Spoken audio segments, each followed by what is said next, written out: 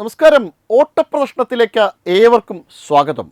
ഈ ഒത്തുതീർപ്പ്, അതായത് പശ്ചിമേഷ്യൻ യുദ്ധവുമായി ബന്ധപ്പെട്ട ഒത്തുതീർപ്പ് ചർച്ച പരാജയപ്പെട്ടപ്പോൾ അതിലേറ്റവും അധികം ബാധിക്കാൻ പോകുന്നത് ഇറാനേക്കാൾ പാകിസ്ഥാനാണ്. അതായത് പാകിസ്ഥാൻ തകർച്ചയുടെ വക്കിലെത്തി നിന്നപ്പോഴാണ് ഒരു വലിയ അവസരം പാകിസ്ഥാനെ തേടിയെത്തിയത്. പക്ഷേ ദൗർഭാഗ്യവശാൽ പാകിസ്ഥാന് അത് ഉപയോഗിക്കുവാൻ കഴിഞ്ഞില്ല എന്നുള്ളതാണ്. തക്കം പാർത്തിരിക്കുകയായിരുന്നു ഭീകരവാദികൾ. അതായത് പാകിസ്ഥാൻ പാലൂട്ടി വളർത്തിയിരുന്ന ഭീകരവാദികൾ ഇന്ന് പാകിസ്ഥാൻ്റെ ഭരണകൂടത്തിൽ നിന്ന് അകലെയാണ്. അതായത് ഫണ്ടിങ് നടത്തുവാനുള്ള കാശൊന്നും ഇപ്പോൾ ഇല്ല. ഇന്ത്യക്ക് നേരെ ഒരു യുദ്ധവും ആക്രമണമൊക്കെ പ്ലാൻ ചെയ്തതാണ് ഭീകരവാദികൾ. അതായത് വലിയ ഒരു രീതിയിൽ നേരത്തെ മുംബൈ ആക്രമണം നടത്തിയതിനേക്കാൾ 10 മടങ്ങ് ശക്തമായ രീതിയിലൊരു ആക്രമണത്തിന് കോപ്പ് കൂട്ടിയതാണ്. അതിനു വേണ്ടിയിട്ടുള്ള ട്രെയിനിങ്ങുകളെല്ലാം പാകിസ്ഥാനിൽ ആരംഭിച്ചതാണ്. പക്ഷേ ഇതിനോടൊക്കെയും സഹകരിക്കുവാനായിട്ട് പാകിസ്ഥാൻ്റെ സർക്കാരിന് സാധ്യമാകുന്നില്ല എന്ന തരത്തിലാണ് ഇപ്പോൾ കാര്യങ്ങൾ മുന്നോട്ട് പോകുന്നത് എന്നതാണ് നമുക്കിപ്പോൾ അറിയാൻ കഴിഞ്ഞത്. എന്തായാലും ഇത്തരത്തിൽ അവരെ അവഗണിക്കുമ്പോൾ, എങ്ങനെയായാലും അവരെ അവഗണിക്കുമ്പോൾ തീർച്ചയായിട്ടും അത് പാകിസ്ഥാന് നേരെയാണ് വന്ന് പതിക്കാൻ പോകുന്നത് അവരുടെ ആയുധങ്ങൾ. അതായത് ഇപ്പോൾ തന്നെ 42% പാകിസ്ഥാനിലുള്ള ഭീകരവാദികൾ തന്നെ പാകിസ്ഥാന് നേരെ ആക്രമണം നടത്തുന്നത്. അത് ഇനിയും കൂടും. നേരത്തെ ഇത്തരത്തിലുള്ളൊരു ആക്രമണമൊക്കെ നടത്താത്തതിൻ്റെ കാര്യം എന്ന് പറയുന്നത് പാകിസ്ഥാനെ പല കാര്യങ്ങളിലും ആശ്രയിക്കേണ്ടി വന്നിട്ടുണ്ടായിരുന്നു ഈ ഭീകരവാദികൾക്ക്. പക്ഷേ ഇനി ആശ്രയിച്ചിട്ടും കാര്യമില്ല, പാകിസ്ഥാൻ സർക്കാരിൻ്റെ കയ്യിൽ ഒന്നുമില്ല എന്ന് മനസ്സിലാക്കിയപ്പോഴും അവരുടെ മറ്റു കാര്യങ്ങൾക്കും വേണ്ടിയിട്ടായിരുന്നു തെഹ്രിക്ക് താലിബാൻ ഉൾപ്പെടെയുള്ള ഭീകരവാദ സംഘടനകൾ പാകിസ്ഥാൻ്റെ സർക്കാരിന് നേരെ പാകിസ്ഥാനകത്ത് ആക്രമണങ്ങൾ നടത്തുവാൻ വേണ്ടിയിട്ട് സന്നദ്ധമായത്. എന്തായാലും അത്തരത്തിലുള്ള ആക്രമണങ്ങൾ ഇനിയും പെരുകും എന്ന തരത്തിൽ തന്നെയാണ് ഇപ്പോൾ നമുക്ക് വിവരങ്ങൾ ലഭ്യമാകുന്നത്. അതുകൊണ്ട് തന്നെ ഏറ്റവും അധികം, അതായത് പശ്ചിമേഷ്യൻ യുദ്ധവുമായി ബന്ധപ്പെട്ട സമാധാന ചർച്ചകളിൽ ഏറ്റവും അധികം വലിയ പരാജയം വന്നു ചേർന്നിരിക്കുന്നത് പാകിസ്ഥാന് തന്നെയാണ്. പാകിസ്ഥാൻ ഇനി അതിജീവിക്കുവാൻ വേണ്ടിയിട്ട് സാധ്യവുമല്ല. ട്രംപിൻ്റെ അനുഗ്രഹാശിസുകൾ കുടുങ്ങി. അതായത് ട്രംപ് പറഞ്ഞത് കേട്ടിട്ടാണ് അമേരിക്കയ്ക്കൊപ്പം നിൽക്കുവാൻ വേണ്ടിയിട്ട്, അല്ലെങ്കിൽ അമേരിക്കയുടെ ഒരു വാലാട്ടിയായിട്ട് പാകിസ്ഥാൻ ഇവിടെ ഒരു ഒത്തുതീർപ്പ് ചർച്ചയുമായി എത്തിയത്. ഇങ്ങനെ ഒത്തുതീർപ്പ് ചർച്ച നടത്തുന്നത് കൊണ്ട് പല ഗുണങ്ങളുമുണ്ട്.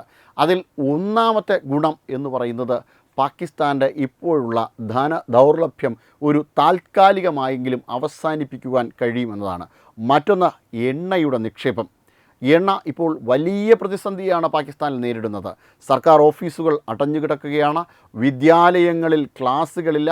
ഓൺലൈനായിട്ട് പഠിപ്പിക്കാം എന്ന് വിചാരിച്ചാൽ നഗരകേന്ദ്രീകൃതമായി ചില ഇടങ്ങളിൽ ഒഴിച്ചാൽ മറ്റ് ഗ്രാമങ്ങളിലൊക്കെയും വിദ്യാഭ്യാസം പൂർണ്ണമായും നിലച്ച ഒരു പരിതസ്ഥിതിയിൽ കൂടിയാണ് പാകിസ്ഥാൻ കടന്നു പോകുന്നത്. ഇത്തരം ഒരു കാരണം വന്നു ചേരുവാൻ വേണ്ടി, ഇത്തരം ഒരു കാര്യം വന്നു ചേർന്നത് ഊർജ്ജ പ്രതിസന്ധി കാരണമാണ്. അതായത് അസിം മുനീറിൻ്റെ പോലും വാഹനങ്ങൾ ഓടാത്ത ഒരു സാഹചര്യം ഉണ്ട് ഇപ്പോൾ പാകിസ്ഥാനിൽ എന്നുള്ളതാണ്. അത്തരത്തിൽ അത്ര ഭയാനകമാണ്. അസിം മുനീറിൻ്റെ വാഹനം ഓടില്ല എന്നല്ല, അത്ര ഭയാനകമായ ഒരു അവസ്ഥയിൽ കൂടിയാണ് പാകിസ്ഥാൻ ഇപ്പോൾ കടന്നു പോകുന്നത് എന്നുള്ളതാണ്. ഈ ഭീകരവാദികളുടെയും മറ്റ് ആക്രമണങ്ങളുടെയും അതോടൊപ്പം തന്നെ അഫ്ഗാൻ പ്രശ്നത്തിൻ്റെയും ഒക്കെ ഇടയിൽ പാകിസ്ഥാൻ ചുട്ടുനീറുകയാണ്. എന്തെങ്കിലും ഒരു രീതിയിൽ ഒരു കാര്യമായ മാറ്റമുണ്ടാകണമെങ്കിൽ തീർച്ചയായിട്ടും ഈ യുദ്ധം സമാധാനത്തിലെത്തുകയും അമേരിക്കയിൽ നിന്നോ ഇറാനിൽ നിന്നോ ഒക്കെയുള്ള സമ്പത്ത് പാകിസ്ഥാനിൽ എത്തുകയും വേണം. അത് എത്താത്ത ഒരു സാഹചര്യവും കൂടിയുണ്ട്. ഇനി മറ്റൊരു വിജയവും കൂടി, അതായത് ഇത്തരത്തിലൊരു ഓപ്പറേഷൻ വിജയിച്ചിരുന്നുവെങ്കിൽ വീണ്ടും പല നേട്ടങ്ങളും ഉണ്ടായിരുന്നു. ഇന്ത്യക്കെതിരെ യഥേഷ്ടം ആക്രമണം നടത്തുവാനുള്ള പദ്ധതികൾ അവർ തയ്യാറാക്കി വെച്ചിട്ടുണ്ടായിരുന്നു. അതായത് വടക്ക് കിഴക്കൻ സംസ്ഥാനങ്ങളിൽ അടക്കം ഇന്ത്യക്ക് നേരെയുള്ള ശക്തമായ ആക്രമണത്തിന് കോപ്പ് കൂട്ടിയിരുന്നത്. കൊൽക്കത്തയിൽ ആക്രമണം നടത്തുവാൻ വേണ്ടിയിട്ട് കോപ്പ് കൂട്ടിയിരുന്നു. അവർ ചുമ്മയൊന്നുമല്ല, ഇന്ത്യക്ക് നേരെ, അതായത് എന്തെങ്കിലും തരത്തിലുള്ള ആക്രമണം പാകിസ്ഥാൻ ഉണ്ടായാൽ കൊൽക്കത്തയിലേക്കായിരിക്കും ആക്രമണമെന്ന് വെറുതെ പറഞ്ഞതല്ല അവിടുത്തെ മന്ത്രി.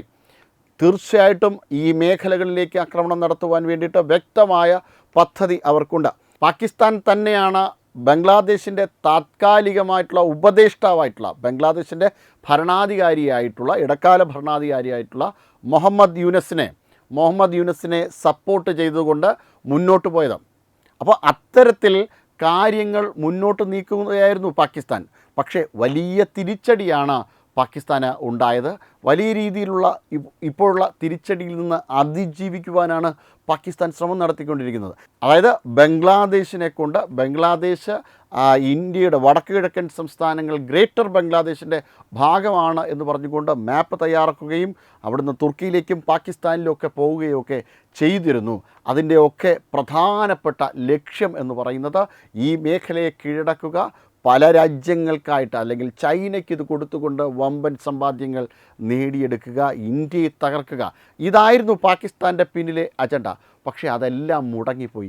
ആ മുടങ്ങിപ്പോയ അജണ്ടകളെല്ലാം വീണ്ടും പൊടിതട്ടിയെടുക്കുവാനാണ് പാകിസ്ഥാൻ ഒരു ശ്രമം നടത്തിയത്. അതായത് ഇറാനിൽ ഒത്തുതീർപ്പിന് പോകുന്നതോടൊപ്പം തന്നെ ഈ പ്ലാൻ, അതായത് ചൈന ഉൾപ്പെടെയുള്ളവരുടെ ഈ പദ്ധതിയും കൂടി ഒന്ന് ആക്ടിവേറ്റ് ആക്കുക എന്നതുകൂടി പാകിസ്ഥാൻ്റെ ലക്ഷ്യമുണ്ടായിരുന്നു. അങ്ങനെ ഒരു ലക്ഷ്യവും കൂടി വച്ചിട്ടായിരുന്നു പാകിസ്ഥാൻ അസീമുനീർ, ഷെബാസ് ഷെരീഫുമൊക്കെ ചൈനയിലേക്കൊക്കെ സന്ദർശനം നടത്തിയത്, ചൈനയിൽ പോയതും അവരുമായി ചർച്ചകൾ നടത്തിയതും. പക്ഷേ നിർഭാഗ്യവശാൽ ഈ ചർച്ച അലസിപ്പിരിഞ്ഞു. ട്രംപിന് പക്ഷേ ചില ഉദ്ദേശ ലക്ഷ്യങ്ങളുണ്ടായിരുന്നു. ട്രംപ് വെറുതെ ഒന്ന് കളിപ്പിക്കുക, അതായത് അവരുടെ ചില ഉദ്ദേശങ്ങൾ, ട്രംപിൻ്റേതായ ചില ആവശ്യങ്ങളൊക്കെ നടപ്പിലാക്കുക എന്നത് തന്നെയായിരുന്നു അമേരിക്കയുടെ ഉദ്ദേശം, ട്രംപിൻ്റെ പ്രധാനമായും ഉദ്ദേശം. അങ്ങനെ ഇവിടെ ഈ ചർച്ച അലസിപ്പിരിയുമെന്ന് ട്രംപിന് നല്ല ധാരണയുണ്ടായിരുന്നു. പ്രത്യേകിച്ചും ട്രംപിന് ഇസ്രായേൽ പറയുന്നത് തള്ളിക്കളയാനാവുകയില്ല. അതായത് പാകിസ്ഥാൻ ഇവിടെ ഒരു ബലിയാടാവുകയായിരുന്നു എന്ന് തന്നെ പറയാം. എന്തായാലും ഇനി അങ്ങനെ കാര്യമായ ഒരു പുരോഗമനമൊന്നും ചർച്ചയിലുണ്ടാകില്ല. ഇനി ചർച്ച നടത്തി അത് പരിഹരിക്കണമെങ്കിൽ, യുദ്ധം പരിഹരിക്കണമെങ്കിൽ തീർച്ചയായിട്ടും അവിടെ ഇടപെടേണ്ടത് ഇന്ത്യ തന്നെയാണ്. പക്ഷേ ഇന്ത്യ ഒരു ബ്രോക്കർ രാജ്യമല്ല. ഇവർ ഈ ട്രംപൊക്കെ പറഞ്ഞു കഴിഞ്ഞാൽ മാത്രം അവിടെ ചെന്ന് ചർച്ച നടത്തി പ്രശ്നം പരിഹരിക്കാൻ വേണ്ടിയിട്ട് നടക്കില്ല ഇന്ത്യ, പാകിസ്ഥാനെ പോലെ. കാരണം ഇന്ത്യക്ക് അമേരിക്കയെ കൊണ്ടൊന്നും വലിയ നേട്ടങ്ങളൊന്നുമില്ല. അങ്ങനെ തലചൊറിഞ്ഞ് നിൽക്കേണ്ട കാര്യവും ഇന്ത്യക്കില്ല. അതുകൊണ്ട് തന്നെ വളരെ കൃത്യമായി ഈ രാജ്യങ്ങൾ രേഖാമൂലം ഈ രാജ്യങ്ങൾ വളരെയധികം സഹവർത്തിത്വത്തോടു കൂടി ഇന്ത്യയെ ഇൻവൈറ്റ് ചെയ്താൽ മാത്രമേ ഇന്ത്യ ഈ വിഷയത്തിൽ ഇടപെടുകയുള്ളൂ. അങ്ങനെ ഇടപെട്ട് ഇന്ത്യക്ക് പ്രശ്നം പരിഹരിക്കുവാൻ പറ്റും. പക്ഷേ ഒരു സാമന്ത രാജ്യത്തിനെ വിളിക്കുന്നത് പോലെ, ഒരു അടിമ രാജ്യത്തിനെ വിളിക്കുന്നത് പോലെ ഇന്ത്യയെ വിളിച്ചാൽ ഇന്ത്യക്ക് പോകാൻ കഴിയില്ല എന്ന് തന്നെയാണ് എസ് ജയശങ്കർ പറഞ്ഞത്, വിദേശകാര്യമന്ത്രി എസ് ജയശങ്കർ പറഞ്ഞത്. പക്ഷേ പാകിസ്ഥാൻ ഒരു ബ്രോക്കർ രാജ്യമാണ്, അവർക്ക് എന്തു വേണമോ ചെയ്യാം. പക്ഷേ ഈ ഒരു ഘട്ടത്തിൽ പാകിസ്ഥാനെ കൊണ്ട് ഇത് കൂട്ടിയാൽ കൂടില്ല എന്നവർക്ക് കൃത്യമായിട്ട് മനസ്സിലായി. പക്ഷെ അതോടൊപ്പം തന്നെ ട്രംപിനെ സംബന്ധിച്ചിടത്തോളം ട്രംപിൻ്റേതായൊരു പ്രതിച്ഛായ വലിയ രീതിയിൽ മങ്ങലേറ്റിട്ടുണ്ട്. ഇനി വരുന്ന മിഡ് ടേം ഇലക്ഷനിൽ തീർച്ചയായിട്ടും ട്രംപ് പരാജയപ്പെടും എന്ന തരത്തിലുള്ള ചില അഭ്യൂഹങ്ങളും വലിയ രീതിയിലുള്ള റിപ്പോർട്ടുകളും ട്രംപിന് ലഭിച്ചതിനെ തുടർന്നാണ് ട്രംപ് ഒന്ന് മയപ്പെട്ട് എങ്ങനെയെങ്കിലും ഇത് യുദ്ധം അവസാനിപ്പിക്കുന്നു, ഞാൻ എന്തൊക്കെ ചെയ്യുന്നു എന്ന് കാണിക്കാൻ വേണ്ടിയുള്ള ശ്രമമൊക്കെ ട്രംപ് നടത്തിയിട്ടുണ്ടായിരുന്നു. പക്ഷേ അതൊന്നും വിലപ്പോയില്ല. അപ്പോൾ എന്തെങ്കിലും കാണിച്ചു കൂട്ടണം.